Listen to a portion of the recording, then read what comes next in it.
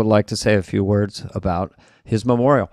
Yeah, David? Norm, Dana, thank you. We went to a memorial, and I'm only bringing this up because Downey's on today, and we did an intro for him, but I just wanted to do because I just went to this thing, and it was supposed to be more of a celebration. You know, it was kind of a funeral. We never had a funeral for Norm, so it was like a good way to everyone get in the same room. I think it was called a memorial, but I thought that wasn't too catchy, and they shouldn't trademark it. It's not catchy like Toyotathon, you know what I mean? So it was supposed to be like a light-hearted thing, but you know, those things do get heavy. Yeah. No matter how fun you want it to be, and no matter how much Norm would have wanted it to be light. And so we all gathered. The only interesting thing was, I think they're doing some sort of documentary for Netflix because it was filmed. And that's, you know, they wanted me to speak, and that's harder when people are filming it, as you know, because it's a serious thing, and it's embarrassing. It's hard to speak anyway in front of people. And the funny part, you know, so Conan went up, he kind of hosted it. The audience was peppered with, like, you know, SNL people, writers, comedians, Dave Attell, Bill Murray from SNL, Sandler, Conan. I mean, Smigel, all these people are everywhere. So a little intimidating, but all friends. And Dana, I don't know if I told you this. So Conan speaks. He brings up Lori Joe, who's Norm's right-hand man, been with him forever. She's the greatest. She set the whole thing up. Ted Sarandos had COVID. He couldn't come. And he's the biggest fan of this whole thing. So by the time Downey spoke, and he was great.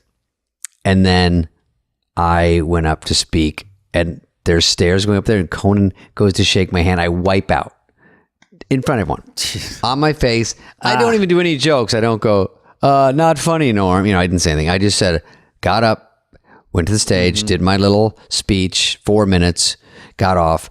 And then a couple of people, Molly Shannon, a lot of people spoke, kneeling. And then we were sequestered to another room, another whole building where 6 of us watched his special. That was the interesting part. So he did a special, you told me Dana. about that. What was it? How did his special happen, Norm? So you know how I used to do those monologues during Corona where I'd sit at my desk? It was like that. He had a microphone in his hand, and Lori Joe was filming him, and he just said, you know, I keep trying to do my special, but he was getting weaker, which we didn't know, and they kept shutting down theaters, and they wouldn't let him go. And then he goes, I'm just going to run it once, just kind of say it out loud.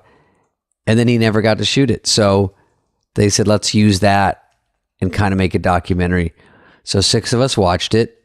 So It's he's very just weird. in his room with Lori Joe with a mic going. No right. audience, no nothing. Yeah. Even speaking at the funeral memorial, it's very hard when there's like a dolly shot, you know, when you're talking and it's like, push in, he might cry. No, I'm not crying at this part. That is different. Pull back. Yeah. It's just definitely something, you know, they filmed the Comedy Store with Bob Saget. I thought that was just odd because I think people at home don't know when you make fun of someone at something like that as a comedian, they probably think it's very mean, but it's all of us just lightheartedly making fun of Norm, also saying something sad, you know, whatever. So here we are watching the special, Dana, and very interesting. It's about almost an hour. He's got classic Norm stuff. Some's very rough, you know, where people would be offended, which is good. And some stuff just really kills. And some stuff he meanders. But, you know, he hasn't had a chance to polish it or anything. It's just, hey, I'm going to run through it. So it's not really, we were discussing that. Would this work in a crowd? Yes. But Norm has his, for what he does, it was perfect.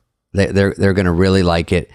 And we talked about it, discussed about, mostly everything was just positive, of course, and excited to be a witness to that. Did you ever get like a wave of just the surrealness of it, or a wave of like sort of, it's just so strange to see your friend, you know, knowing that I definitely cried. I definitely cried. I didn't at the memorial, but that one, he starts talking about his mom, and you're watching a guy, and this is the last time I've seen him because I've seen him before that, but it was right before Corona.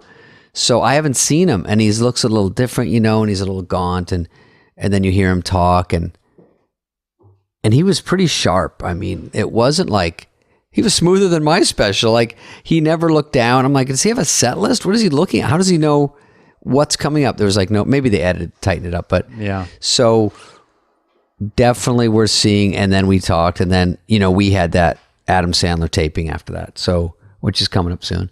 So it was a long day.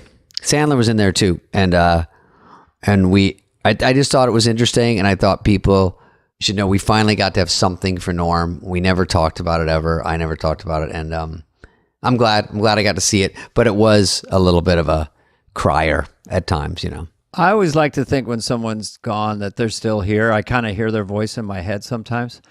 And I think what they would say about everything, I don't know. I'm in denial about people being gone. And also in the last 2 years when I haven't seen him, or a lot of people, you just think they're out there. You just don't see them. Mm-hmm. You know, like you'll run into them. And with Norm, you're just thinking if Norm was alive, he wouldn't want to be here because it's an odd situation, and it's hard to be at those things. And Feelings flowing up and down, picking up the pieces that you left behind. And then it's about to go down. We're here to stay and run this town. Bring in the heat, bring in the energy. We're the queens of the festival, can't you see? We're the queens of the festival, here to rule the stage. Dropping beats and make your body engage. From sunrise to sunset, we're taking it all. We're the festival queens standing tall. Ooh, yeah, ooh. From dawn till dusk, we command the crowd's gaze. Every beat, every rhyme sets our souls ablaze. With swagger and style, we own this domain. In the realm of music, we reign supreme, no chain. Feel the rhythm pulsating through your veins. Our verses ignite, fire never wane. With each lyric we spit, each move we make, we carve our legacy, leaving jaws to quake. We're the queens of the festival, here to rule the stage. Dropping beats and make your body engage. From sunrise to sunset, we're taking it all. We're the festival queens standing tall. Ooh, I get it. Ooh. No crown needed, our all's the crown jewel in the kingdom of sound. We never play the fool with beats as our scepters and rhymes as our decree. We're the sovereigns of rhythm for all to see. So bow down to the queens as we own the night. In the kingdom of music, we're the guiding light. From the first note to the last, we'll always be the festival queens, forever wild and free. Hitting a new cup of flow, breathing in the smoke and clearing up my mind. The thoughts of you, I never knew